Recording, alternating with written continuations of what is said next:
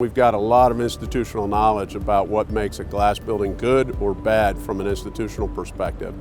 Number one, you need a capable, experienced design team that's well researched and documents a good design for the buildings that we're looking for.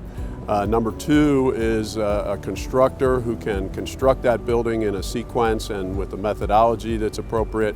And then number three, and certainly not the least, maybe the most important, you need an installer, an actual tradesman in the field that is both trained, competent, and has an attention to detail to ensure the thermal and moisture protection that we're looking for as an institutional owner. Well, the actual installation phase is probably the most critical because that's where all the issues can come up, whether it's not doing a certain installation procedure correctly or making sure that your sealants are done correctly. The installation phase is so critical because you don't want it to fall out, so it has to be anchored properly and sealed properly.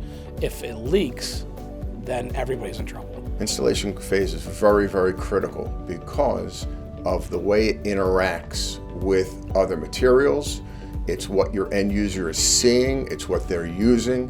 The certification process has helped us to reduce conflicts by looking at the overall picture. Certainly, we have trained our people to be looking at the entire building envelope. Well, as with all things, you got to get it put in right for it to work right. And that's really important, and most people underestimate what that takes to do. The glazing industry especially has gotten more and more complicated.